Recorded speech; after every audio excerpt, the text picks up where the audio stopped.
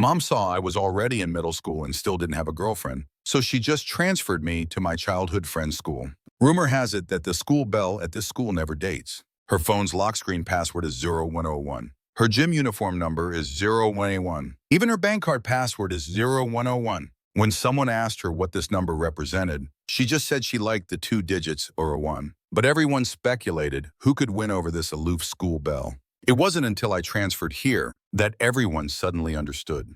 Because my name is Jong Lin. On my first day of transfer, I was having lunch with my new desk mate, Guo. I rested my chin on my hand, boredly stirring the clear-as-water seaweed and egg drop soup in front of me. Suddenly, a boy next to us pointed behind me and said, "Oh, it's Guanru, the school belle from the high school section." After I heard the name Guanru, I instantly perked up.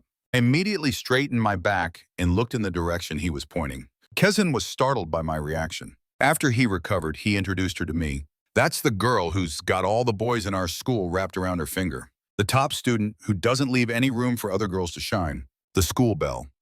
I looked at her figure and couldn't help but curve my lips into a smile. "So are there a lot of boys in this school who like her?" Kezin thought for a moment and gave a very objective answer.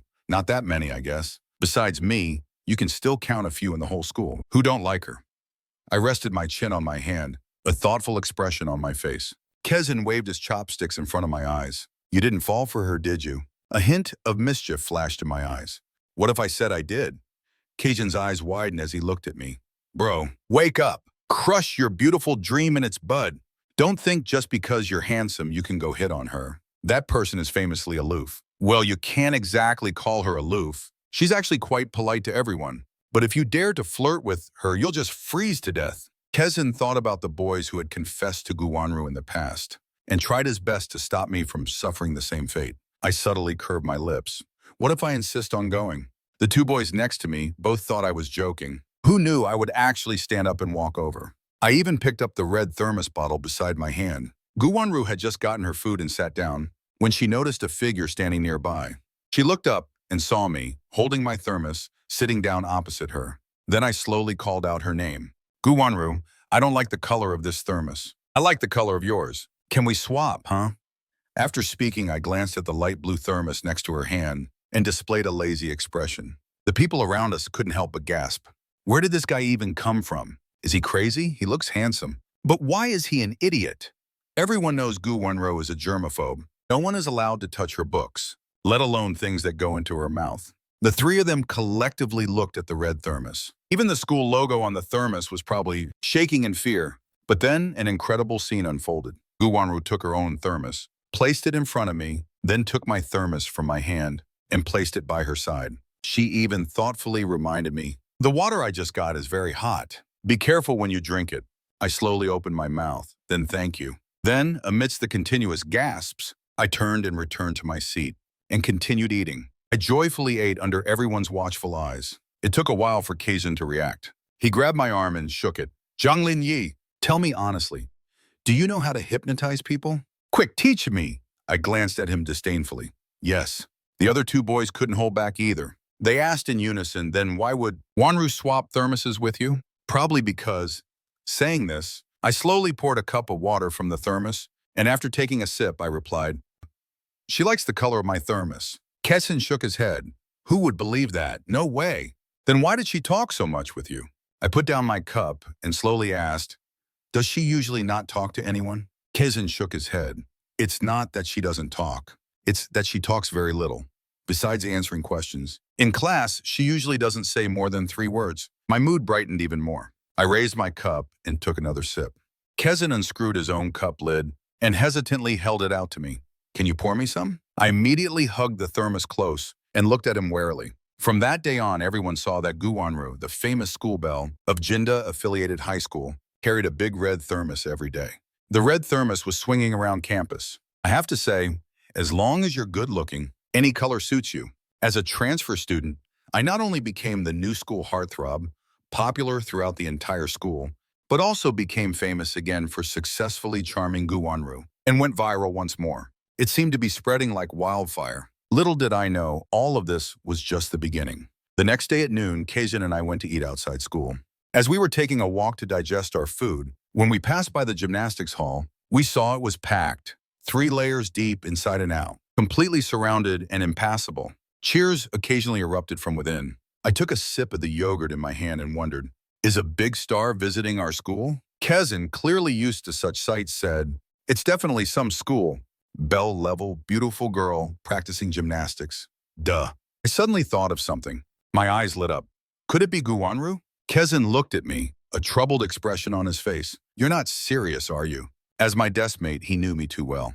This guy truly wasn't lacking girls chasing him. He'd only transferred a few days ago. Every morning when I came to school, the love letters and gifts in my desk drawer were so numerous they were overflowing. And I didn't hesitate. Without even taking off my backpack, I'd sweep them up with both hands, directly transferring that pile of stuff from the drawer to the lost and found. I wouldn't even bat an eye. At this point, I had already ignored Kezin. My attention was completely drawn to the person inside the hall. Before we could even squeeze our way in, we saw the crowd starting to disperse. I looked disappointed. Is it over already? Kezin checked the time and said it was almost time for class. I sighed helplessly. But I haven't seen anything yet. Just then, Kezin suddenly pulled me closer, motioning for me to look inside the gymnastics hall. Your rival has appeared. I froze for a second. Then I looked around. Which one? Kezin had a helpless expression. The year song of our grade. The 2 famous top students in the school, Guanru from high school and Jong Lin from junior high. Year song? I bit on my straw, frowning. I thought you said Nian Gao, rice cake. Kezin couldn't hold back when he heard that. He let out a snort of laughter. I sized up the boy not far away.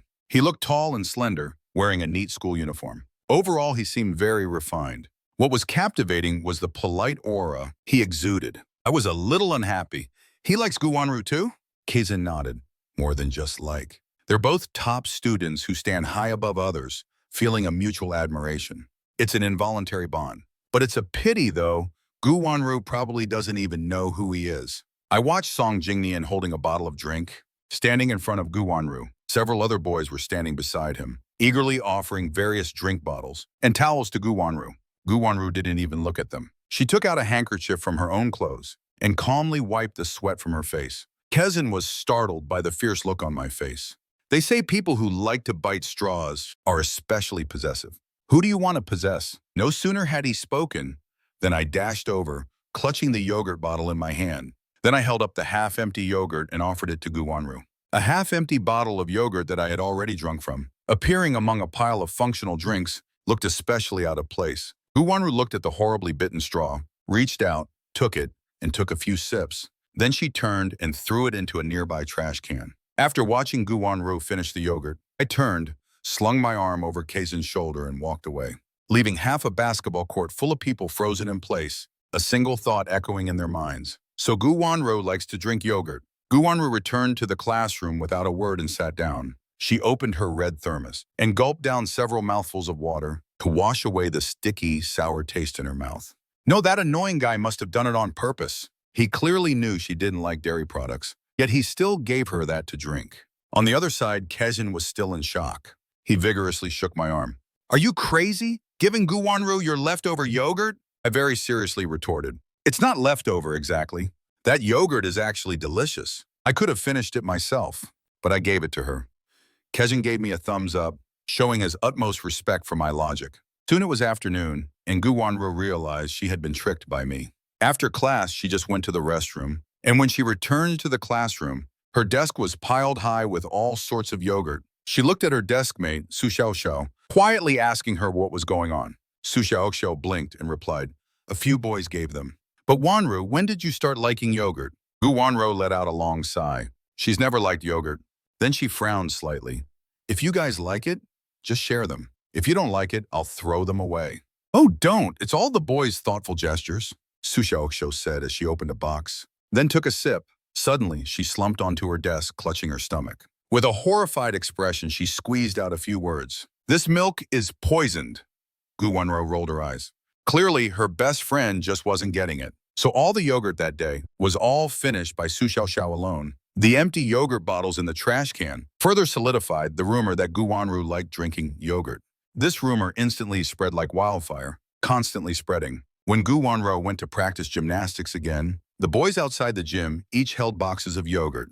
I finally got my wish. I saw Guanru practicing gymnastics, but this wasn't the main reason I came. I stood by the side, shaking my water bottle, and mumbled to myself, I don't know who said she likes this kind of stuff. She only drinks plain water. The boys standing nearby heard this, and all turned their heads to look over. I covertly unscrewed my thermos lid, poured myself some water, and drank it. Watching Guanru being stared at by so many boys, the more I drank, the angrier I became. Kazan, watching me from the side, found it curious. Last time you didn't seem unhappy when you saw her. This time you came to watch.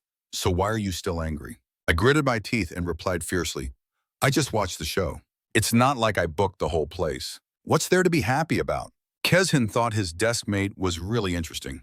He suppressed a smile and said, You're right. But even if you booked the whole place, you probably wouldn't be satisfied. It'd be best if you booked the one practicing gymnastics. I glared at Kezhin, but he laughed even more heartily. Class was about to start. Guanru stopped her practice. A group of boys immediately swarmed around her. I was still angry, standing in place and watching from afar. I had no intention of going up to Guanru. Guanru quickly noticed. Then she walked over and extended her hand to me. I suddenly wasn't angry anymore. I put the cup of water I'd poured into her hand. I watched her tilt her head back and drink it all. Then she handed the cup back to me. I reluctantly took it back. Then I turned and walked away. Guanru watched my retreating figure disappear. Then she also returned to the classroom. The two of them didn't exchange a single word the whole time, yet a subtle, ambiguous atmosphere inexplicably flowed around them, leaving a group of boys quietly discussing. Didn't they say Guanru likes drinking yogurt? How come she likes plain water now? How would I know? I heard it because of the yogurt Jong Lin gave her last time. She really drank it. Kezhin also found it strange. He caught up to me and asked, Does Guanru like drinking yogurt, or does she like drinking plain water? I shook my water bottle, looking mysterious. Guess. Maybe next time she'll like soda water? Because of my behavior of teasing and running off, then picking up where we left off next time we met, people gradually started to notice something. These two must have known each other already, right? Su Xiaoxiao heard about it and ran to ask her desk mate for confirmation. You and Zhang Lin Yi, do you know each other? Gu Wenro nodded. Yes, we do. Su Xiaoxiao continued to gossip. How long have you two known each other? How long? Gu Wenro stopped what she was doing and thought seriously for a long time. Su Xiaoxiao and a few other girls almost spoke in unison, childhood sweethearts. Gu Wanru looked calm. I never said we didn't know each other. A group of boys immediately gathered around. Is it true that you knew each other before? They were too close, and I uncomfortably shifted back a bit. Yes, I said. The boys pressed closer again. Then what's your relationship? I swallowed. She's my sister. They continued to ask, Are you biological siblings? One with your dad's surname, one with your mom's? I curved my lips into a smile. She's a sister from the same father and mother. You guys don't need to be too upset. We're not biological siblings. It's just that our parents have a very good relationship, so we've known each other since childhood. The Zhang family and the Gu family are considered old family friends. Gu Wanro's father and my father have known each other since childhood. It was like we'd known each other for decades, we just clicked. Because of this connection, Gu Wanru and I have been playing together since we were little. Someone couldn't help but sigh, Oh, I'm so envious to have such a good relationship with Gu Wanru. Hearing that, I felt even happier. You guys can too. Sister Wanru is super nice. Beautiful, good-tempered, and patient. Most importantly, she looks especially beautiful when she smiles. Kezhin couldn't help but interrupt me. Hold on a sec. The person you're talking about, is she the same Gu Wanru we know? Is it the same person? A smiling Gu Wanru? Never seen her, can't imagine it. Everyone shook their heads, except for being beautiful. We really can't agree on the rest. Is this the same Gu Wanru we see every day? After class, I mysteriously popped out from beside Gu Wanru. Sister Wanru, Gu Wanru walked beside me saying, walk properly. I'm not a kid anymore. Adults don't drink stuff like this. Gu Wanru pointed at the sweet milk in my hand. I took a big gulp. Then I casually stuffed the empty milk carton into Gu Wanru's school uniform pocket and casually raised my hand to yawn as if nothing happened. Gu Wanru looked helpless. After a moment, she couldn't help but smile. Su Xiaoxiao, who had been watching from the side, suddenly spoke up. Wanru, who is this? Gu Wanru tilted her head and introduced Su Xiaoxiao to me. My desk mate, she said. I waved at Su Xiaoxiao in greeting. Su Xiaoxiao pouted and grumbled. What do you mean, desk mate? Don't I have a name? But Gu Wanru simply ignored Su Xiaoxiao and told me, you don't need to know her name. I nodded, then didn't look at her again. Su Xiaoxiao chased after us, yelling, Hey, I haven't even told you my name yet. Zhang Lin Yi, my name is Su Xiaoxiao. Have you ever heard my name? I'm a prominent figure in this school too. Though I'm a prominent figure nobody pays attention to. Su Xiaoxiao was very upset, she muttered.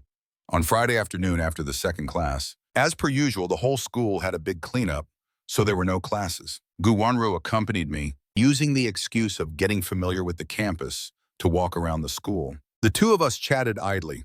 Guanru tilted her head. Why did you suddenly decide to transfer schools? I pulled her to avoid a pothole on the ground because I wanted to go to the same school as you. Guanru asked again, then why didn't you tell me beforehand? I replied seriously, I had to scout out the enemy situation. Guanru raised an eyebrow. So how was the scouting? I sighed slightly. Many enemies, few of us, Guanru teased. So what should we do then? I thought back. Teacher Chen said, when the enemy is numerous and we are few, we should be even more determined to advance. Guanru was startled. Which Teacher Chen?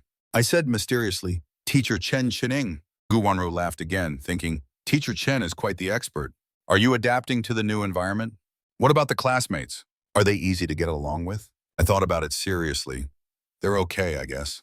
I don't really know them yet, but my deskmate is very lively and generous. She's easy to get along with.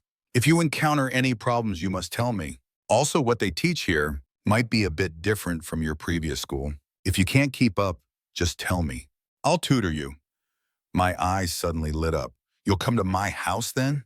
Guanru smiled and nodded. Sure, anywhere is fine. Later that afternoon, witnesses claimed they saw the aloof school beauty actually smile. They quickly took out their phones to capture the scene and edited a post to share on the campus forum. Big news. The school beauty actually accompanied the new transfer student on a campus tour. Not only did she talk more, but her smile was absolutely breathtaking. Of course, this was only when she was with the transfer student. When the transfer student wasn't around, she was still the distant, cool fairy. If other girls called her name, she'd frown. But now she actually allowed a boy to stick by her side, calling her Sister Guanru, Sister Guanru. Since it was Friday, many students had their phones after school. This post quickly spread. The students' faces showed excited, gossiping expressions. But this excitement completely vanished after the teachers finished assigning homework one by one. Completely vanished. Kezin stared blankly at the blackboard. Quick, copy down the homework. They'll erase it soon. I remained still and complained weakly, it's just 2 days off. There's no need to write so much homework. Then you'll have to get used to it. This is already the teachers being lenient. Didn't your previous school have so much homework? Nothing. Then what happens if I don't write it? Kezin started reevaluating his new deskmate. You transferred to this school to study, right? It's really not just to see Guanru, is it? I continued staring listlessly at the blackboard. What do you think? I'm already too lazy to talk. The whole weekend, Guanru spent it amidst my complaints. Afraid of delaying my homework, she didn't call me for tutoring. Saturday night, she specifically called to ask me, have you finished your homework? Chewing on an apple, I mumbled, haven't written it. Guanru paused for a few seconds before speaking again. So what did you do today? I started counting on my fingers and rattling off. Woke up, and it was already noon. After eating, watched TV for a bit. Then after dinner, played on the computer for a while. And during all that, I was chatting with you online. Did you forget? Now I'm on the phone with you. How could I have time to do homework? Guanru didn't know what to say anymore. So do you like Monday? My voice couldn't hide my delight. Of course, because I get to see you. Guanru didn't say anything else. I seemed to hear her let out a faint sigh. She softly said, then I'll come find you tomorrow, okay? Monday morning, the third period was supposed to be math class. But the math teacher took a temporary leave, so it was changed to a self-study session. Guanru, worried about me not having done my homework, whispered to Su Xiaoxiao, I'm stepping out for a bit. If a teacher comes, please cover for me. Su Xiaoxiao, with an I get it expression, replied, I'll say you went on a date. Guanru gave her a look. Su Xiaoxiao immediately changed her answer. I'll say you went to the infirmary. Guanru looked speechless. So unoriginal. Serves you right for getting caught every time you skip class. She told her the correct answer. If a teacher comes, don't say too much. Teachers won't ask me. After saying that, she boldly exited the classroom through the back door. Su Xiaoxiao looked utterly traumatized, clutching her chest and looking left and right, but couldn't find anyone to confide in. Only then did she put away her dramatic flair and lower her head to read a sports magazine. When Guanru arrived at the middle school section, she indeed saw me standing in the hallway outside the classroom door, leaning against the wall. My head kept looking left and right, not at all well behaved. During class time, the hallway was quiet. The moment she appeared, I saw her. Guanru walked closer. Why are you standing here? I grinned and said, I'm being punished. She stood next to me and sighed. You really didn't write a single word? I pursed my lips and nodded at her. Guanru casually changed the subject. This weekend, there's a performance by Master Kang Wanxing. Do you want to go? If you want to go, I can get tickets. I turned to look at her, my eyes full of anticipation. With you? Actually, Guanru wasn't particularly interested in this master, but there was nothing she could do. I liked him. She hesitated for a moment. Still, she nodded. I immediately happily agreed. 1 second I was smiling. The next my little face fell. I looked at her pitifully. Guanru Jie, I'm tired. Guanru was speechless. Will you dare not do your homework next time? Half my body was leaning on her. Guanru Jie, don't you guys have even more homework? Guanru slightly adjusted her posture, making me more comfortable leaning on her. I was a bit puzzled. Then how do you finish it? Guanru answered as if it were nothing. I immediately straightened up and stared at her, my face full of surprise. Guanru cleared her throat. My teachers don't collect my homework. I seem to have found an ally, strengthening my resolve not to do homework. I chuckled mischievously. Then I won't write it either. Guanru looked down at me. Still want to be punished? No sooner had she spoken, the bell rang. Teachers and students gradually started coming out of their classrooms. Thus, everyone in the hallway saw this scene and expressed their shock. The middle school's campus prince and the high school's ice queen campus beauty standing together being punished. Moreover, the campus beauty's face showed no trace of coldness or disdain, but rather a hint of an indescribable fondness. Guanru, this ethereal fairy, never visited other classes. The last time she appeared in the middle school section was probably when she graduated from middle school. Now standing here so openly, it wasn't long before she attracted a crowd. She didn't enjoy being watched. She helped me stand properly and patted my back. All right, class is over. Go back to your seat and rest for a bit. I sighed and asked, then what about the next class? Guanru looked at me, speechless. After a moment, she sighed, what am I going to do with you? What else could be done? Only she could handle it. Guanru pulled me towards the teacher's office. Only when they were almost there did she ask, which office is your homeroom teacher in? Do you know? I pointed to the one ahead. That one. You're looking for him. Guanru nodded. At the door, she asked me again, which one? I craned my neck to look, pointing directly at the thin one by the window. Guanru gently knocked on the door, then pulled me into the office. Heading straight for the desk by the window, she said, hello, teacher. The thin teacher, Chin Min, looked at the two students standing before her. One of them was the new transfer student in her class. The other looked somewhat familiar. She was startled. Hello, students? What can I do for you? The teacher next to her immediately laughed, reminding her, Chin Min, you don't recognize her? Ah, Guanru. Chin Min suddenly realized, so you're Guanru. I know. I've heard of you. When you were in middle school, I was teaching in the high school department, so I haven't seen you before. But I've heard your name. Is there something you need me for? Guanru nodded slightly, then glanced at me. He's my younger brother. He just transferred and might not be fully accustomed to the new learning environment. And if he does anything wrong, please don't punish him. Please come find me. I'll teach him. I'm in class 7, grade 11. Sinmin looked very amiable, a smile still on her face. But after hearing class 7, grade 11, she suddenly paused, not speaking for a long time. Guanru continued. He didn't do his weekend homework. Would you mind telling the other subject teachers not to make him stand as punishment for now? After a long moment, Chinmin seemed to awaken from a dream, nodding and agreeing. All right, no problem. Then she looked at me. You were made to stand? No problem. Then she looked at me. You were made to stand? I nodded without speaking. Chinmin turned to look at the timetable posted on her desk. Let me see. Teacher Zhao punished you, right? Teacher Zhao is a good person, just a bit strict with students. Standing as punishment also affects listening in class. It's fine. I'll talk to the other teachers in a bit. Hurry back to class. Guanru prepared to say goodbye. Thank you very much. We'll be going now. Chinmin paused, then added, he's in Teacher Ding Shuying's class, right? He's in Teacher Ding Shuying's class, right? Guanru nodded. Yes. Teacher Ding is our homeroom teacher. Kimmin smiled and let us go without saying anything else. Guanru walked me back to the classroom. Still a little worried, she asked again, are you still not used to the new environment after transferring? I smiled and said the same thing. It's all right. Guanru nodded and didn't forget to tell me to listen carefully in class and do my homework diligently. I smiled and said, okay, but who knew how much I'd actually taken in? Early the next morning, Guanru deeply understood what I meant by that so-called it's all right. What it meant was this. From afar, she saw me stopped at the school gate, standing among a crowd of people, not even standing properly, looking left and right, searching for who knows what. She sighed and walked over to ask a student council member, what happened to him? The girl happened to recognize Guanru and called out, Sister Guanru. The school is conducting a surprise check for student IDs today. He didn't bring his. Guanru, with a calm expression, started making things up. He's a transfer student. His student ID hasn't been processed yet.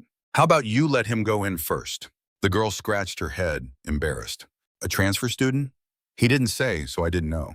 I did hear there was a transfer student coming. Is that him? Then quickly tell him to go in. Guanru gestured to me, and I happily ran into the campus. Guanru thanked her, pulled me a few steps away, and then asked, where's your student ID? I looked innocent.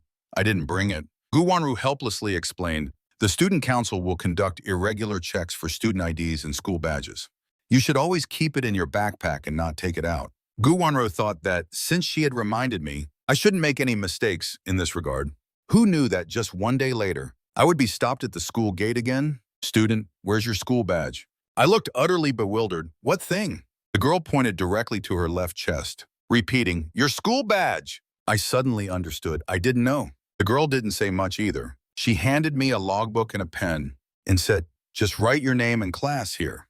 However, just then Guanru, my childhood sweetheart and big sister, had just stepped into the school and saw this scene. She sighed, took off her school badge, walked over and shoved it into my hand. Then she turned and wrote on the logbook her own name and class. After that, she pushed me through the school gate. I was still completely bewildered, looking at the school badge in my hand and commenting, so ugly. Su Xiaoxiu, who had watched the whole show, ran up from behind, looking gleeful. Guanru, you're in big trouble. The student council got your name? Teacher Ding is going to scold you to death. I looked at Guanru worriedly. Who's Teacher Ding? Is she really fierce? Guanru said calmly. It's nothing. Hurry to class. Guanru said it was nothing, so it must be nothing. So I smiled, waved my hand, and walked to my classroom. Sure enough, before morning self-study was over, Teacher Ding walked in. She walked around the classroom and only stopped at Guanru's desk. Guanru looked up at her. Amidst the noisy reading, Teacher Ding asked gently, did you forget your school badge? Su Xiaoxiu was immediately shocked and sat up a little, leaning imperceptibly towards Guanru, wanting to hear how she would answer. Guanru calmly spoke. I accidentally lost it, teacher. Su Xiaoxiu roared in her heart, Teacher, she's lying again. But Teacher Ding couldn't hear her. Guanru was usually well-behaved, but some boys couldn't help but get crushes on her. It had happened before. Her exam papers, her homework books, would mysteriously disappear. No one knew who had secretly taken them. Presumably, this was the case again, so she couldn't be blamed. Teacher Ding placed a new one on her desk corner. I have extra ones here. You can use this one. Guanru nodded. Thank you, teacher. As soon as Teacher Ding left, Su Xiaoxiu turned back and pointed directly at Guanru, saying, when it comes to nonsense, I don't admire anyone, I only admire Guanru. Guanru acted as if she hadn't heard anything and lowered her head to read her book. Middle school's dismissal time was half an hour earlier than high school's. When Guanru pushed her bicycle out of the school gate, she saw me standing there, as if waiting for someone. Seeing her, I jogged over. Guanru jie, the driver has other things to do and can't pick me up anymore. Can you drop me off at the subway station? I had gone to great lengths to send the family driver away, just so I could go home with Guanru. Guanru didn't suspect anything either, tilted her head and said, come on, get on. It was the busiest time at the school gate, and who knows how many people heard that Guanru and saw Guanru, familiar with the route, taking me further and further away. My hand was intimately placed around Guanru's waist. It was truly a mix of joy and sorrow for everyone. The girls all comforted themselves, saying it wasn't shameful to lose to Guanru. The boys all expressed that it was Jong Lin who got the good deal, and there was nothing they could do. Who knew he was handsome and had a good dad? No one knows when it started. But rumors began to spread in school that the reason I became the only transfer student in recent years was because my dad donated a building to the school. The more people talked about it, the more people naturally believed it. Plus, I usually didn't seem to study very hard. So my image as an unlearned, rich, second-generation heir became deeply ingrained in people's minds. The next day during break time, students sitting close together chatted, and eventually the topic turned to me. Jong Lin, did your dad really donate a building to the school? I replied, bewildered, I don't know. Kezin looked at a few ill-intentioned girls, and waved his hand as if shooing flies. Hey, why are you prying into other people's family matters? You first tell us what your dad does. We're just asking, you know.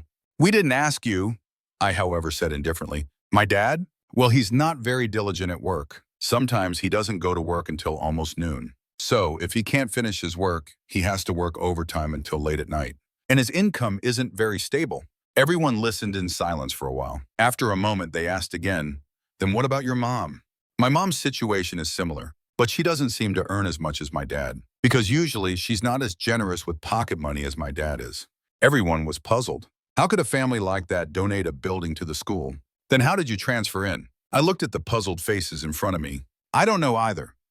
Faced with such an answer, they, as expected, felt too embarrassed to ask any more. Guanru, standing outside the window, could only hold back a laugh listening in. Back then, the terrifying head of the Jiang family, Zhang Mubai, and the legendary genius girl, Xia Bingshui, if they knew that one day their precious son would misinterpret them like this, they probably wouldn't be in the mood to run their empires anymore. Neither they nor I knew that the reason I was the only transfer student in recent years was actually because I got in purely on my own merit. Zhang Mubai actually planned to donate a building to the school initially, but after they saw Jong Lin's math competition results from previous years, from international competitions, they didn't even mention the donation anymore. They just told me to complete the enrollment process directly.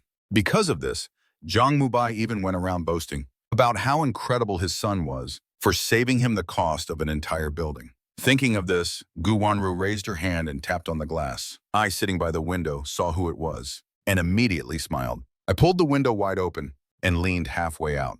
Guanru-ji! Looking for me? Guanru pushed a thermos container through the window. My mom made it for you. Go heat it up in the microwave at the cafeteria during lunch before you eat. Everyone who was chatting and messing around earlier stopped and stared at us. Seeing this, Guanru frowned slightly. She said, I'm leaving now. With half my body still hanging out the window, I called out loudly to her, let's eat together at lunch. I have something to do at noon. You eat with your classmates. Guanru finished speaking, pointed for me to sit back down. I obediently sat back down and mumbled, guess I got rejected. As soon as Guanru appeared, everyone's conversation automatically shifted to her. She hadn't even walked far. When I vaguely heard someone ask me, Jong Lin, what does Guanru's family do? Uncle Gu, well, he's always super busy during holidays. Maybe he's a delivery guy? And Aunt Gu?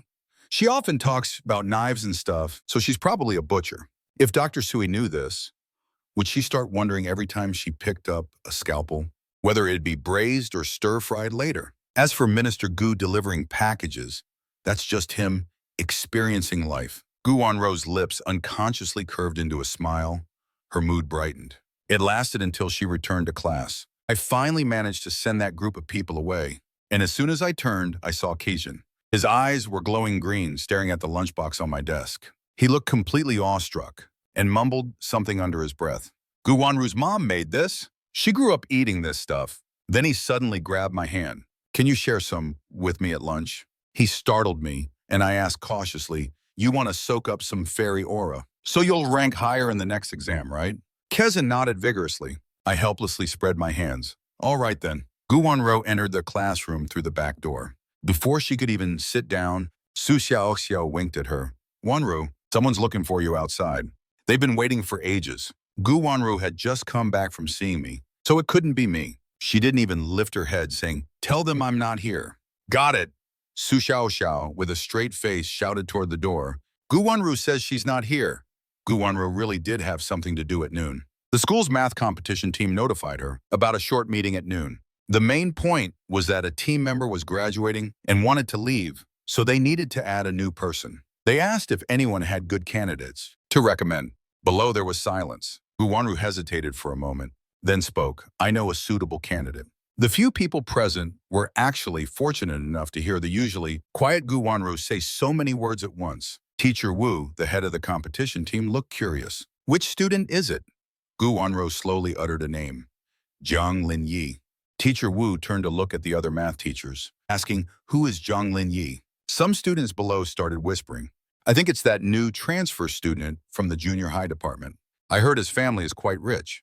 The one who donated a building to the school? Someone, I don't know who, spoke in a not too loud, sarcastic tone. Guanru, don't let your personal feelings get in the way. Guanru wasn't annoyed. She calmly said, I'm just making a suggestion. Whether to accept it or not is up to the competition team. The teacher's expressions were a little confused as they looked at her. From the junior high department. Isn't he a bit too young? His skill level is not below mine. Guanru's reply was still simple and clear and seemed to carry an almost imperceptible hint of pride. Group leader Wu nodded. All right then. Teacher Shu, don't you teach the junior high section? Go check him out this afternoon. Have him come give the junior high math stuff a try. Teacher Shu nodded. That afternoon, after the first class, Teacher Shu came to my classroom to find me. He briefly explained the situation, then asked, Are you willing to join the competition team? Hearing this, I replied with little interest. Oh, no, not interested. Teacher Shu looked at me surprised. Guanru recommended you. I thought you'd be interested too. Oh, really? In that case, I'll think about it. The moment I heard Guanru's name, my attitude immediately shifted. What do I need to do? Seeing my changed demeanor, Teacher Shu continued. Coincidentally, we have a mock training session this afternoon. You can join us. Let's see the results. Then we'll talk. I'll inform your homeroom teacher. However, I was only interested in one thing. Will Guanru be there too? Although Teacher Shu found my question strange, he still replied, yes, she will also participate. Hearing this, I finally brightened up. Then I'm going. That afternoon, after the second class, Guanru went to the classroom where the competition team usually trained. After waiting for a while, she finally saw my figure swaying leisurely from a distance. There was no sign of a frantic rush to get there just in time. As soon as I entered the classroom, I made a beeline for Guanru. Guanru handed me a pen, looking at me helplessly. Be serious, okay? These are just some practice problems. They're similar to the ones before. They won't stump you. I nodded with a grin. All right. Then let's hand in our papers early and go play. Seeing that Guanru didn't say anything for a long time, I tilted my head and pestered, okay? I know we can't hand in early, but can you sit next to me? Guanru pointed to my seat. No. I opened my mouth, let out a single syllable, then reluctantly returned to my seat. Just as I sat down, I saw the teacher walk in with the test papers. Teacher Feng glanced around, then saw the person Guanru recommended. A new face, huh? What's your name? I stood up and answered politely. Hello, teacher. My name is Jong Lin Yi. Nice name. Teacher Feng smiled. Any questions, new student? I thought for a moment, then looked up seriously and asked, Teacher, can we hand in our papers early if we finish? Teacher Feng immediately became displeased. Are you insulting the questions I made? His mouth twitched. We'll discuss that question later. Time's almost up. I'll hand out the papers first. For a moment, the classroom was filled only with the rustling sound of writing. Guanru had just finished her last stroke when she heard someone drop their pen with a pa. Immediately after, I raised my hand. Teacher, finished. Teacher Feng stood up and walked over. Did you give up? He looked at me quizzically, then lowered his head to look at the test paper on my desk. He scanned it a few times, then picked it up to examine it more closely. Although none of the solutions used conventional methods, they were all solved and all the answers were correct. He was a bit disbelieving and asked, You finished all of them? Were they not challenging? I was unenthusiastic. What's so hard about these? They're just meh. Teacher Feng was quite deflated. You can leave. He felt something was amiss and specifically turned to Guanru. This one seemed to have finished long ago too. Perhaps to be considerate of the other students in the same test, she hadn't so ostentatiously demanded to hand in her paper. He paused, and for the first time, he began to doubt the difficulty of the questions he had set. He leaned down and whispered, You also think these questions aren't hard? Guanru looked at him but said nothing. Teacher Feng was completely crushed. He waved weakly. You can leave too. Teacher Shu watched Teacher Feng return to the podium, clutching both their test papers. He took them and looked them over, then whispered, Did you give them the answers beforehand? Teacher Feng slammed his hand on the desk. He roared in a low voice, You! Don't insult my integrity and professional ethics. Teacher Shu mumbled under his breath. What integrity? At this moment, I mysteriously pulled Guanru to the school wall. My face wore an innocent expression, but my mouth was egging her on to do something mischievous together. Sister Guanru, I've never climbed over a wall before. There aren't many people around right now. Let's climb the wall. Guanru's face held an indulging smile. You want to go out? I shook my head. No, not really. Guanru raised an eyebrow. Then why climb the wall? I looked at him, eager to try. I've never climbed one before. I just wanted to try climbing the wall. Guanru thought for a moment, looking at me with a doting expression. Okay. As soon as we climbed onto the wall, we heard someone below shout, Who's climbing the wall? Get down. Which class are you from? Guanru sighed and whispered before jumping down. Jong Lin, later, you say your name is Su Xiao Xiao. I have to say, Guanru's trick of framing someone was truly masterfully executed. The security guard took us to the security office. He looked at me with a puzzled expression, thinking to himself, how did this boy get such a feminine-sounding name? So after asking a few more questions, he finally let us go. When Guanru walked me back to the classroom door, I was still complaining. We almost made it over. Then I smiled and looked at her. Let's go again next time. Guanru couldn't help but laugh and raised a hand to ruffle my hair. With a hint of helplessness, still want to go? I suddenly thought of something. My eyes sparkling brightly, my whole being lit up instantly. Next time, if you give me another fake name, I'll prepare a name for you too. Guanru's eyes were full of amusement. You little rascal. By the time she had calmed me down and returned to the classroom, class was already dismissed. Su Xiaoxiu, who still had no idea what had happened, was chatting animatedly with her classmates. For some reason, she felt that Guanru was looking at her strangely. After a while, she heard Guanru call her name. Guanru took a card out of her wallet and handed it to her. I have a swimming card here, valid until the end of this year. Unlimited entries until it expires, it's yours. Su Xiaoxiu was flattered and overwhelmed. Really, for me? Guanru, how did you know I love swimming? But why? The other students beside them widened their eyes in disbelief. Before they could say anything, they saw Guanru actually reply in what could be called a gentle tone. Su Xiaoxiu, no reason. Something's off. There must be a catch. Her other two best friends also protested. Guanru, why only give it to Su Xiaoxiu? I want one too. Guanru raised an eyebrow. You guys want one too? Both nodded vigorously. Yeah. Guanru looked at them meaningfully. You'll have your chance. She left half a sentence unsaid. Given how often I cause trouble, you probably won't have to wait too long. Towards the end of the last self-study period, sure enough, Ding Shuying walked into the classroom. She walked straight towards Su Xiaoxiu. Tapping on her desk, she said, You, come out with me. So Su Xiaoxiu, looking utterly bewildered, stood up and followed Ding Shuying out. Ding Shuying walked a couple of steps, then turned back. Guanru, you come out too. Guanru left the classroom with her usual expression. The two stood side by side in the corridor outside the classroom. Ding Shuying glared at Su Xiaoxiu. Don't you have anything better to do? Going to climb walls? Su Xiaoxiu was baffled. I didn't. Ding Shuying was furious, still daring to talk back. Su Xiaoxiu felt even more innocent. I really didn't. Ding Shuying didn't wait for her to finish and started lecturing. You rebellious students are really hard to teach now. You can't learn anything good. But you pick up bad habits so easily. Su Xiaoxiu had no idea what was happening. Why was she getting scolded for no reason? Teacher Ding. Ding Shuying didn't bother listening to her explanation. With a wave of her hand, first hand in a self-reflection report, over 800 words. Bring it to me first thing tomorrow morning. Su Xiaoxiu looked at Guanru. Su Xiaoxiu looked at Ding Shuying, who finally seemed to calm down. She intended to explain, but just as she opened her mouth, Guanru subtly pressed down on her wrist. She scratched her head, looking at the unusually silent Guanru. Remembering that swimming card, even an idiot would understand what had happened. She had indirectly, voluntarily taken the blame for someone else. What about Guanru? Ding Shuying seemed to just remember Guanru. Oh, Guanru, you can go back. Oh, right, you go to the math department first. Teacher Wu is looking for you. Su Xiaoxiu fiercely resisted this unfair treatment. Why doesn't she have to write one? Ding Shuying glared at her. Why should she have to write one? You, from now on, be careful. Don't lead Guanru astray. Su Xiaoxiu was on the verge of tears. Who's leading who astray here? When Guanru arrived at the math department, Teacher Wu was looking at Jong Lin's exam paper. He took off his glasses and directly asked Guanru, who is Jong Lin? He has extremely high talent. As early as 2 years ago, he was already participating in some top competitions, and his results were no worse than high school students. Guanru pondered for a moment, slowly listed a few terms. First prize in the provincial math competition, National Olympiad math champion, gold medal in the international math team competition, a true grand slam of top-tier competitions. Teacher Wu chuckled. Are you talking about him or yourself now?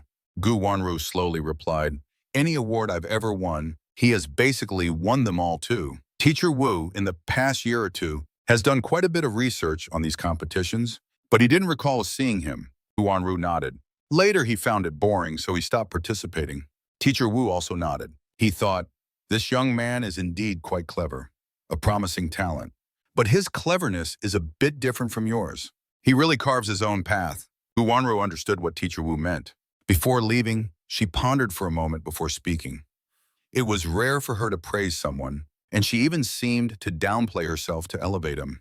We also have one more difference. I'm just good at using techniques. His is pure talent, and with an unspoken pride, given time, he will surely surpass everyone in mathematics. Guanru, even more than my parents, discovered my sensitivity to numbers earlier, and my talent. So a long time ago, while she was training herself, she paid close attention to nurturing my potential. At that time, she encouraged me to participate in summer camps in various competitions. Firstly, to broaden my horizons. Secondly, to let me know that there are always people better than you, and not to stagnate. I seemed to not be aware of my talent in mathematics. I thought it was just an ordinary thing. I didn't feel any pride or glory.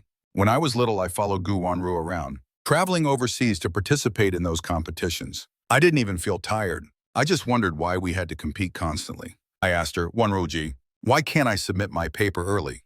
Guanru-ji, why do these problems seem so difficult for everyone else? Guanru-ji, why do we have to sit here for so long for such simple questions? We can only leave after everyone else has submitted their papers. Guanru and I weren't very old when we first participated in a top-tier global competition. We were both quite young and were specially invited to join on short notice. I'm not a very sociable person, nor do I try to please others. Many people don't have a good first impression of me. Those who don't know me well might even think I'm arrogant and unpleasant. So on the plane, I had a conflict with one of my teammates. After arriving at the hotel, the conflict actually escalated. Seeing this, the team leaders were quite troubled. The next day, before heading to the opening ceremony, Guanru reminded me that arguing with people would affect my mood, and in turn, affect my performance in the competition. I waved my hand carelessly. I won't. I'm talking about him. Guanru glanced in a certain direction. He'll be affected. I looked displeased. Why do you care about him? You just need to care about me. Guanru gently stroked my head, soothing me. The competition we're attending this time is a team competition concerning national honor. You know that, right? I blinked and asked, what's that? Is it very important? Of course. Do you know, mathematics has always been our country's strong suit, but our country hasn't ranked in the top 3 globally in team scores for several years now. Speaking of this, Guanru's eyes darkened, and her expression became solemn. The goal for this competition isn't for you to win a gold medal, nor is it for me to win a gold medal. It's that the team championship must belong to China. This is also why the advising teacher strongly advocated for the 2 of us to participate. For the team ranking, no matter how brilliant you and I are, we can only get 2 perfect scores. We can't compete against 6 people from other countries. So we need him. If he's affected and underperforms, our total score will be impacted. Even if we beat other contestants and win individual gold medals, we'll still lose. Her voice was very low in the car. But the team leader and assistant leader in the front row still vaguely caught a few keywords. The assistant leader also lowered his voice and asked the team leader, did you tell him all this? The team leader shook his head. These 2 are already young and have little experience in major competitions. I was already worried about their psychological state. How could I dare to tell them all this and put more pressure on them? The assistant leader secretly gave a thumbs up. This Guanru, despite her young age, is calm and composed and very sensible. I wonder how her family raised her. The team leader couldn't help but smile. The most important thing is, she can handle this little tyrant, Jong Lin. This young master, I have absolutely no way to deal with him. It's all thanks to Guanru. I was openly and broadly. My parents really raised me well. As expected, the whole trip quieted down. Even if they occasionally provoked me, I wouldn't even glance their way. I wasn't very interested in the opening ceremony. I occasionally glanced around, and after a while, I suddenly asked Guanru, are they Chinese? Guanru knew what I was asking. She quickly replied, yes. Among the contestants and team leaders from several countries, he saw some familiar young faces. He didn't understand why they were representing other countries to compete. Guanru paused. This matter is a bit complicated. One can only say that everyone has their own aspirations. Unexpectedly, I raised my eyebrows and snorted, you don't have to tell me, I know. It must be that other countries gave them benefits. If I become a really capable person in the future, even if other countries try to tempt me, I still won't go. I want to stay in my own country. Guanru smiled. This is probably thanks to my father, Jong Lin. He always dedicated himself to giving me the best of everything. Once you've seen the best, What others offer no longer holds any temptation. She shook her head. It's not entirely because of that. We should respect their choices. You'll understand later. I nodded, half understanding. This kind of top-tier competition could be called the ultimate clash of geniuses. It was rare to see children so young. Here, it was a challenge for both energy and stamina. So even before the competition began, Guanru could already see a hint of disdain and ease on the faces of other national team members. She knew I would wipe those smiles off their faces. On the first day coming out of the exam hall, Guanru looked at me, seeing my lack of spirit, and felt a little heartache.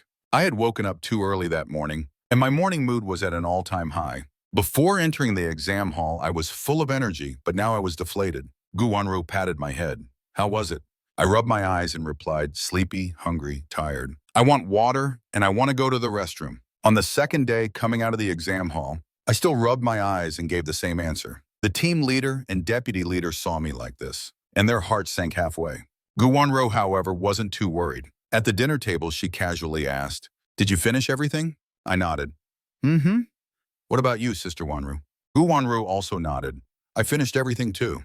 We weren't speaking loudly, but we still attracted one of our teammates, who was with us. The third question yesterday and the first question today.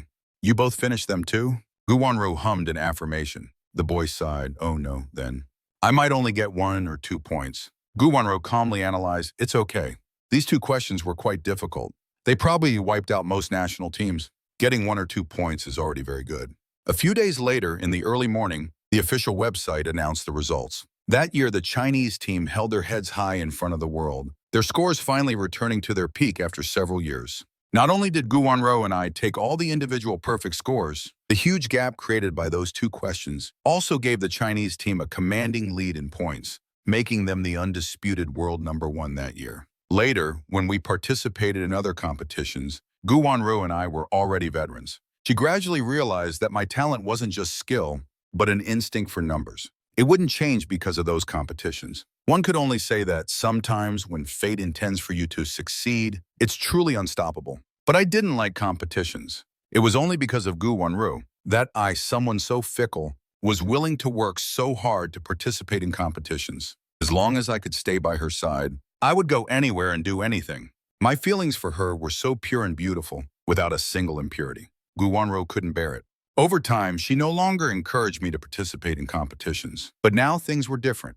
Since I had transferred schools, I had to make some sacrifices to gain certain things. My rebellious nature, always going against the norm, was exactly like my father's. With my easygoing, unconstrained, and frank personality, asking me to endure the hellish life of a senior year student, no way I'd do it. If I participate in a few more national competitions, and if the policies are good, then I could get a direct admission spot, which would save a lot of effort. Those who were quite disheartened, besides the students taking the mock test at the time, were also the teachers who set the questions. He sighed while looking at other students' test papers, hoping to regain a shred of confidence. A teacher in the same office curiously asked him, "Teacher Feng, how is that Jong Lin?" Feng Fei sighed again. It's hard to explain. The situation is a bit more complicated. My strength is no less than Guanru's. I'm that good. More than just good, I'm practically a genius. It's just that this genius is naturally a bit rebellious. Back then, when Guanru first appeared, it felt like a max-level boss was slaughtering the Newbie village. Now that I'm here, it feels like another max-level boss has brought yet another max-level boss to slaughter the Newbie village. Saturday evening, Guanru took me to Kang Wansheng's performance as planned. After we found our seats and settled down, I immediately started eating and drinking. Just a few minutes into the performance, I frowned, leaned across the table and whispered into Guanru's ear, "Sister Guanru, I need to go to the restroom." Guanru pointed towards the restroom. "Go ahead." "Okay," I said, then jogged out. At the entrance, I almost bumped into someone. I barely managed to twist my body and dodge them. Xinlijie frowned, taking a look at my hurried figure running off. She pulled her companion and went up to the second floor. She was already late leaving, and the traffic was bad. Her mood was already terrible, and then Jong Lin almost knocked her over. She transferred the annoyance festering in her heart onto me. Her good mood was ruined, and Xinlijie felt she shouldn't have even left the house today. Nothing was going right, but as soon as she sat down, she was drawn to a young figure in the very first row, occupying the best seats in the entire venue. Sitting upright among a crowd of middle-aged and elderly people, she stood out remarkably. She could only see her profile, But even the dim lighting couldn't conceal her exquisite features. It was as if she was born to shine. Suddenly, Jie lost all interest in the performance. Her eyes were glued to that figure, unable to look away. Not long after, she saw the boy who had almost bumped into her at the entrance sit down next to that girl. They looked like they were probably sister and brother. She was lost in thought when her companion next to her suddenly nudged her gently. "Look over there." Jie quickly pulled her gaze away, feeling a little guilty, and turned to her companion. "What is it?" Her companion actually pointed at the figure. "That girl," Jie's heart skipped a beat. "Do you know her?" Her companion replied, "I know her, but she doesn't know me. She's the face of National University-affiliated middle school next door, the Ice Queen Campus Beauty." Jie asked, "How do you know?" "I saw her once when I went to the affiliated school to visit a friend." Jie touched her head and continued to ask, "What's her name? Does she have a boyfriend?" Her companion shook her head. "I don't remember her name, and I haven't heard of her having a boyfriend. But it should be easy to find out if you ask around a bit." Perhaps their voices were a little loud as someone in front turned their head and glanced at them. The two then stopped talking and focused on the performance. Guanru didn't know yet that she had gone out to make me happy, but ended up being targeted by someone. On Monday morning, the competition group informed me that I was banned from the group. I didn't really feel anything myself. I originally thought joining this math competition group would allow me to see Guanru more often. Who knew reality would be a bit different from what I imagined? Every time I went to training, Guanru and I barely exchanged a few words. Meanwhile, Kezin clung to my arm, looking at me with an astonished expression. "Jong Lin, you joined the math competition group?" I said, lacking enthusiasm. "Yeah, I guess." Kezin was even more amazed. "That's the lunatic group. In the entire junior high, only Fang Yi, the top student, is in it." I propped my chin with one hand and said dismissively, "Is it really that impressive?" "Of course," Kezin said with an admiring look. "With Guanru in it, everyone else is just small fry." Let me put it this way. The participants in these competitions are roughly divided into two major camps, Guanru and everyone else. For individual competitions, it's obviously her time for a show-off session, completely dominating. For team competitions, she's also the one who leads the rhythm all the way to snatch first place. When I heard that name, I finally perked up a little. "Oh, really? Then Sister Guanru must work so hard. I'll have to help her carry the team from now on." Kezin now treated me like a treasure, excitedly hugging me. "I knew you were a fake slacker. A true genius. Why would I bother trying to catch Guanru's fairy dust? I'll just cling to your coattails." I looked at his excited eyes and suddenly felt a little guilty. That afternoon, the math competition group had its regular tutoring and training session. I didn't show up. Fei tapped the blackboard. "Jong Lin, why aren't you here again?" "How many times has this been?" The students sitting below looked at each other, then all looked towards Guanru. Guanru acted like she didn't hear a thing, not showing her stance, but her actions were pretty cocky. Even though she was sitting right there, she was actually doing English problems. Fei didn't get an answer, so he turned to Fang Yi. "Fang Yi, Jong Lin Yi is in your class. Why isn't he here?" "I don't know." Fang Yi, sounding a bit scornful, said, "Teacher Feng, does he even have any discipline? So can we all do that from now on? Just show up if we feel like it and skip if we don't?" Just as Fei was about to blow up again, Guanru subtly raised her eyebrows. "He doesn't need this training. For him, these problems are as simple as one-ply window. If he came, it would just discourage some people." Fei's anger died down, but he felt like spitting blood. "Guanru, maybe you shouldn't talk anymore. You're usually so quiet. But when you do, you always manage to shut people up." After the extra class, Guanru slowly packed her things, ready to head back to her own class. Just then, Fang Yi blocked her at the classroom door. He spoke with an unfriendly tone. "Guanru, what was that all about earlier?" Guanru glanced down at the guy blocking her way. Didn't recognize him. She sidestepped his hand and walked away without a backward glance. Every day I could find 100 excuses to go find Guanru. It was always something. Either I was missing this or that. Always coming to Guanru to borrow something. That day was even crazier. I even came carrying a kettle. I asked Guanru, "Our class water dispenser is out of water. Can I get some water from your class?" Through the window, Su Xiaoxiu, sitting at her desk, was trying hard not to laugh as she listened. "You traveled all the way from the eastern Tang to the western heaven," a reference to Journey to the West, "just for a pot of water? Couldn't you have begged for some on the way?" Guanru just smiled, then turned and went to the back of the classroom to get water for me. Even after getting the water, I still didn't leave. I swayed back and forth, whining, "Sister Guanru, I haven't written the Earth Day essay. Our Chinese teacher is super scary. What should I do? The Earth Day essay was mandatory for the whole school. Guanru's first thought was to give him her own. But then she suddenly remembered that her essays were often used as model examples. The Chinese teachers would definitely notice. So she turned her head to look at Su Xiaoxiao, who was sitting by the window, enjoying the drama. Su Xiaoxiao, looking terrified, clutched her desk. You're not serious, are you? Guys before friends, really? Teacher Ding is super fierce too. Guanru graced him with 2 words. Hand it over. Su Xiaoxiao, trembling, nervously pulled out her essay paper and handed it to her, watching helplessly as I took it in my hand and happily ran off. Su Xiaoxiao checked the time. There were still 3 minutes until the next class started. Would she have enough time to rewrite it now? Ding Shuing walked in with the textbooks. Group leader, first, collect the Earth Day essays I assigned last time and write down the names of anyone who hasn't handed it in. It was Su Xiaoxiao's name that the group leader wrote down and submitted. Ding Shuing looked at the list of students who hadn't submitted their homework. Su Xiaoxiao, where's yours? Su Xiaoxiao stood up and, gritting her teeth, pointedly replied, a dog ate it. Ding Shuing slammed the table.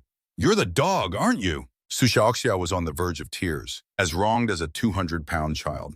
With a bitter face, she silently endured the scolding. Fortunately, this class had a lot of content, so Ding Shuing didn't scold her for long before telling her to sit down. She told her to quickly write a new one and hand it in. After class, Su Xiaoxiao slumped over her desk, crying while trying to recall the essay content and writing it onto the paper. When Ding Shuying passed by the window, she covered her face again and reminded Su Xiaoxiao, hand it in on my desk before school ends this afternoon. Then she turned to Guanru with a gentle smile. Perhaps she felt that this student spoke too little. Making conversation, she asked, are you too tired lately? Don't study too late at night. Get some rest early.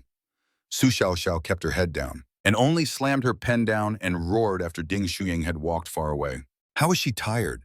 She goes to bed earlier than anyone else and wakes up later than anyone else. Oh, heavens. Why do I have to be seatmates with someone like this? Heaven wants to destroy me. Heaven wants to destroy me. Guanru silently pushed a shopping cart towards her. She instantly quieted down. Monday morning, I was late again and was stopped by the guard at the gate. What's your name?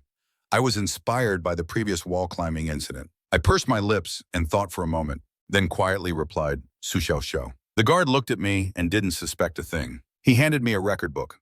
Write down your name in class. After class, I secretly snuck over to find Guanru and whispered to her about it. Guanru nodded, indicating she understood. She didn't say anything, just told me to go back and focus in class. Su Xiaoxiao looked at the homeroom teacher glaring at him. He turned to look at Guanru. Seeing her give a mischievous, knowing smile, he immediately understood and resigned himself to getting scolded. He consoled himself mentally. At least it's just being late. Ding Shuing felt like her lungs were about to explode from anger. I was only gone for 1 morning, and you're already coming in late. If I were gone for a week, are you going to tear the roof off the school? Seriously, what's been going on with you lately? You keep causing problems one after another. Don't go distracting Guanru from her studies. Su Xiaoxiao shivered. He had a grievance but couldn't express it. Jong Lin is really a menace, and Guanru is just as bad, completely in the wrong. She's actually helping him cause trouble. Please tell that tyrant to let us go. We want to study hard. After tricking Su Xiaoxiao, I finally adapted to the new school life. I learned to wear my school badge, do my homework, and cause fewer and fewer problems. It's just that I earned a new nickname, Little Devil King of Chaos. The weather gradually warmed up. The restless hearts of the young boys and girls slowly became active again, stirring with anticipation. During break time, Su Xiaoxiao ran in from outside, her face full of excitement. Big gossip! Anyone want to hear some? Guanru, as always, remained unfazed even if a mountain crumbled before her, showing no interest in gossip whatsoever. Su Xiaoxiao was immediately disheartened, like a deflated ball. Her voice filled with disappointment. Forget it, I don't want to talk about it anymore. As she spoke, she dramatically glanced at Guanru. Guanru cast a sidelong glance at her. Su Xiaoxiao was truly struggling to hold it in. Just say it. Before the words had even left her mouth, Su Xiaoxiao immediately regained the excitement she had when she first entered. Fang Yi, the top student from junior high, has declared war on Jong Lin. They're betting on who gets a higher score in the midterm exams. Guanru wore a calm and unbothered expression. Su Xiaoxiao proactively asked, Guanru, aren't you worried about your little one? Guanru's pen paused, and she replied, No, I'm not. Su Xiaoxiao strongly disagreed. But I heard Fang Yi has never gotten second place since he was little. Guanru slowly uttered a sentence. That's because he hasn't met Jong Lin yet. Su Xiao pouted. You're really playing favorites, aren't you? He really did misunderstand Guanru. She wasn't being deliberate or targeting anyone at all. She was simply being biased towards me. It was as straightforward as could be. She just thought I was good. Her thinking was very simple. I was her most cherished. In her eyes, there was only Jong Lin Yi. I hadn't mentioned this matter in front of Guanru, and Guanru also pretended not to know. Fang Yi, spurred on by the math competition, studied even harder. But I still spent my days idly, eating when I wanted, playing when I wanted. Except for being a bit serious during class, I didn't even take my textbooks home after school. Before the midterm exams even started, I grabbed Kazan and asked him, what's the school's usual practice? How many days off do we get after the exams? Will they assign homework or anything? I secretly thought, where should I go play with Guanru during the break? Meanwhile, Guanru was mentally calculating. Besides math and English, I'm fine. For other subjects, I shouldn't expect much at all. Overall, it would probably just be an average score. Last Tuesday afternoon, Teacher Zhao organized a school-wide cleanup. Guanru was wiping the windows with a rag. Su Xiao directly jumped in from the other side of the windowsill, running breathlessly. Guanru, you need to go to the sports field right now. Your little one was hit by a soccer ball. Upon hearing this, Guanru threw down the rag, rushing through the cleaning crowd towards the soccer field. The soccer field was in the center of the sports complex. As Guanru entered, she saw a crowd gathered on the track. She quickly ran over and pushed through the crowd, and then saw me sitting on the ground with my head down. Beside me, my desk mate was still glaring at a guy holding a soccer ball, his brow furrowed in anger. Are you playing soccer or kicking people? The boy looked remorseful, apologizing for what seemed like the 100th time. I'm sorry, I'm so sorry. Guanru crouched down, placing her hand on my shoulder. I looked up and pitifully called out, Guanru-ji. Guanru raised her hand and stroked my head, asking softly, where did it hit? I raised my hand, carefully touching the right side of my head. Here. Guanru gently pulled my hand down and lightly placed her hand on the injured spot. She instantly frowned. Indeed, a large bump had formed. She quickly bent down and helped me up. I'll take you to the infirmary first to get it checked out. She lowered her head and rubbed her cheek against my forehead, her voice softening. It's okay now. Lin Yi, be good. Then she instructed Kazan, could you please help him get a leave of absence? Kazan was stunned by Guanru's gentleness, staring, dumbfounded. Only then did he respond, hearing him speak to him. He stuttered, I'm fine. Then he turned his head and looked at the faces of those around them. Sure enough, he wasn't the only one shocked. The school infirmary's standards were really not something to praise. Guanru wasn't at ease, so she planned to take me to the doctor. She helped me to the hospital. Every now and then, she'd ask if I was dizzy or tired. A smile quickly returned to my face. After the checkup at the hospital, Guanru only sent me home after repeatedly making sure I was okay. I looked up and asked her, but my backpack is still at school. Aren't we going back for it? Guanru hooked my chin with her index finger. It's already been taken back. You wouldn't study anyway. I tilted my head. But someone declared war on me, you know? They say he's a super awesome top student too. Guanru held my hand as we walked out of the hospital. The setting sun had already appeared on the horizon, casting our two shadows leaning against each other, long and far. Guanru went home only after dropping me off. When she entered, dinner was already on the table. She washed her hands and went to help set the table. Sui suddenly called out to her, Guanru, what's that saying again? The real killing intent is when your mom calls you by your full name. She looked up, her gaze open and met Sui-Yi's for a long time. Then she quietly said, Mom, the soup's burnt. Sui-Yi suddenly realized and turned to enter the kitchen. When she came out again, all 4 family members were at the table. Gumom asked casually while eating, I heard you went to the hospital with a boy today?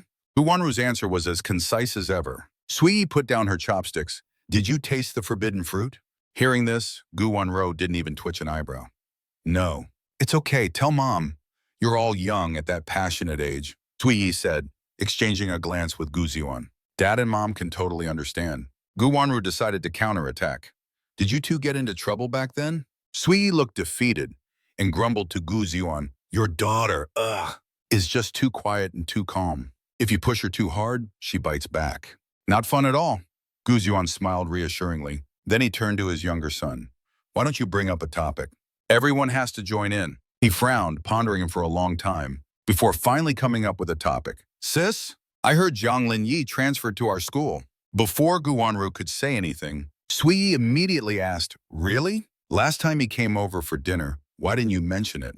Guanru continued eating with her head down. Nothing to say. Gu Juan cleared his throat. Guanru looked at him, giving the head of the household her full respect. I participated. The conversation just died. The other three decided to just focus on eating. Midterm exams started quickly. After 3 days of exams, I was severely exhausted. It took me 2 days of sleep at home to recover. After the break, the results were out. It truly was a mixed bag of emotions. The math test was handed out first. I got a perfect score, first in the grade. Reportedly, it was exactly 1 point higher than Fang Yi, who was in second place. Exactly 1 point. Jong Lin was very satisfied with this. That exact 1 point was enough to infuriate Fang Yi. The math teacher was ecstatic. He praised me countless times throughout the class. Kezin almost put me on a pedestal, holding my test paper with stars in his eyes. Your math score is even higher than the top students. I was busy pondering what lunch would be, clearly distracted. It was so easy. Kezin almost flipped out, looking at the 2-digit score on his test paper, condemning me. Where was it easy? I replied casually. Everywhere was easy. How do you even study math, seriously? Just like that, I guess. It just comes naturally. Kezin decided not to talk to me until lunch. When the bell for class dismissal rang, I finally made a decision. I'd go eat with Sister Guanru. As the test papers for each subject were handed out one by one, Kezin's gaze towards me changed. During the break, he wholeheartedly complained to me, "Young Master Dai, your grades are seriously misleading, switching between top student and slacker at will. With grades like a roller coaster, where do you get the confidence to challenge others?" I rubbed my eyes and yawned. Kezin suddenly pointed out the window. "Fang Yi's here." I lay on my desk, lazily watching Fang Yi approach. Fang Yi walked up to the window and got straight to the point, holding his report card, his face full of smugness. "Did you see it?" I opened my mouth nonchalantly. "Saw it?" Fang Yi didn't care about my answer. "You were so eager to accept the challenge. I thought you were really something." "Let me see. What place did you get?" "You almost fell out of the top 300. I still looked up at him lazily. "So what?" "You got first place. Go find Guanru. She's about to apologize to you." Fang Yi suddenly realized. "You tricked me. You've been messing with me from the start." I smirked. "So what if I was messing with you? Who told you to be so dumb?" He probably hasn't seen my kind of tricks before. Fang Yi's face turned pale with anger. Waving him off, I still taunted him. "Got anything else? If not, hurry up and go find Guanru. Let's see if she even bothers with you." Of course, Fang Yi didn't dare to go find Guanru, but Su Xiao, the queen of gossip, still quickly relayed the news to her. Guanru smiled. "As expected, others don't understand Zhang Lin Yi. But how could I not understand him? When has that brat ever taken the usual path? His unconventional personality is just like his father's. He would never make himself suffer for some challenge." Su Xiao looked confused. Still smiling, Guanru raised her eyes to look at her. "You don't understand Zhang Lin Yi at all." A faint trace of sadness appeared in Su Xiao's eyes, followed by another sigh. "I don't know whether to pity Fang Yi, the great scholar, or that little devil Jiang. Aren't you going to check on Fang Yi? He got first place again this time. He's probably making fun of your little devil right now. Maybe he's even crying his eyes out." Guanru, however, wasn't worried at all. Even if he came in last place, no one would be able to gloat in front of me. The one crying would probably be that Fang Yi guy. When school was dismissed, Guanru saw me outside his classroom door, pacing back and forth. As soon as class ended, I came out, backpack in hand. She held out a hand looking at me. "Give me your report card. Let me see." I pouted, and from my pocket, pulled out a neatly folded piece of paper and handed it to her. Guanru quickly found my name and carefully scanned the scores for each subject. Not bad. Perfect score in math. Physics and chemistry only lost a few points. English is a bit worse than I thought, but Chinese is better than I expected. I explained from the side, I lost a lot of points on my English essay. The teacher said it was too colloquial. My Chinese teacher said my handwriting was nice, so I got extra points. Good thing you made me practice my handwriting a lot when I was little. Guanru patted my head and handed the report card back to me. "Let's go home then." I didn't quite react in time. I cautiously looked at Guanru's expression. Just like that, Guanru took my backpack, pulling me along as she walked out. She chuckled. "Otherwise what?" I let out a muffled sigh. "Am I embarrassing you a lot?" "How could you be?" Guanru looked at me, a little puzzled. She paused before speaking again. "Actually, these things aren't that useful." I was still in low spirits. "But you always get first place." Guanru pondered for a moment. "I'll try to explain it this way, see if you can understand. Every exam, I just want to see how many questions I predicted would show up, and also to see where my limits are. I stopped walking, my expression subtle. I looked at her like she was a monster. It took me a while to utter two words. You're a freak. The midterm exams quickly passed. The battle of midterm exams between Fang Yi and me was gradually forgotten. Fang Yi's status as the junior high school's top scholar remained unchallenged. I was still that handsome, carefree little devil. And the freak, Guanru, didn't become anyone's trophy. I gradually adapted to life at the affiliated high school. Guanru also gradually heard my name from many people. One noon, when she was returning to her classroom, she bumped into a group of people, chatting and laughing. As they brushed past, she suddenly heard my name. That little school hottie, Jong Lin Yi, right? That kid Jong Lin Yi doesn't give anyone any face at all. Guanru suddenly stopped and turned to look. The group didn't notice and continued walking and talking. Should we help you? How can you help? Scare him, duh. How to scare him? That's easy. Just like that, they continued talking and walked away. But Guanru frowned. She didn't go straight back to her classroom, but instead went to my class. From a distance, she saw me leaning against the windowsill, calling her Guanruji with a soft smile. She walked closer, patted my head. Wait for me after school. Let's go home together. I looked at her, a little confused, and asked, why? Guanru didn't say much. No why. I pushed my luck and asked, then will you also pick me up for school? Guanru replied cheerfully, yes. Having received such a definite answer, I was a bit stunned. Is it going to be like this from now on? Yes, I cheered happily. I love going to school the most. Kezin watched from the side as this fake scholar, true slacker, whose average online time during class was only a little over 10 minutes, said he liked school. Why didn't he believe me? Guanru, for several days in a row, came home later than usual. Coming home late seemed to have become the norm. That day, as soon as she entered the door, she heard her father, sitting on the sofa, ask, why have you been coming home so late recently? Guanru bent down, took out slippers from the shoe cabinet, and put them on. Something came up. Guziwan seemed quite interested. What is it? Guanru replied expressionlessly, taking a little kid home. Guziwan even joked, a side job? How's the pay and benefits? Guanru looked at Guziwan, then suddenly raised her voice and shouted towards the study, Mom, I saw Dad smoking in the community garden yesterday. So Sui Yi quickly came out to see. The mother and daughter asked, Guziwan, are you smoking again? All right, Guziwan remained calm. He tried to deflect the attention. We'll talk about that later. Your daughter is in an early relationship. Sui Yi narrowed her eyes at him. My daughter's in an early relationship? What's that got to do with you? Amidst their usual playful bickering, Guanru successfully dodged the bullet and quietly entered her own room. That night, before going to bed, she wanted to go to the living room to get a glass of water. As soon as her hand touched the doorknob and opened a crack, she heard Sui Yi's gentle voice. Anything tricky at work lately, dear? Only the wall lamp was on in the living room. Guziwan had one arm around Sui Yi and the other hand holding the TV remote. He was idly flipping through channels. Flickering lights danced, enveloping their figures. Sui Yi leaned her entire body slightly into his embrace, her arms tightly wrapped around his neck, looking up at him. Hearing this, Guziwan tossed the remote, pulled her closer, leaned down and kissed her. He asked with a smile, why do you ask that?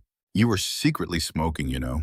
Guanru smiled faintly. It was completely different from her fierce, questioning demeanor earlier. Her mother had always been skilled in the art of marital relations. She hadn't even finished praising in her mind when she heard some unusual noises. Their voices also lowered. Dear, didn't you say you were tired? That's why I need to do something exciting to relax a bit. Oh, the kids are still home. They're long asleep.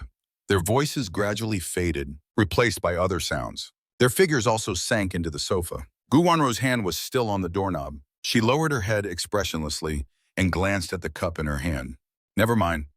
Better not drink it. She silently closed the door a crack.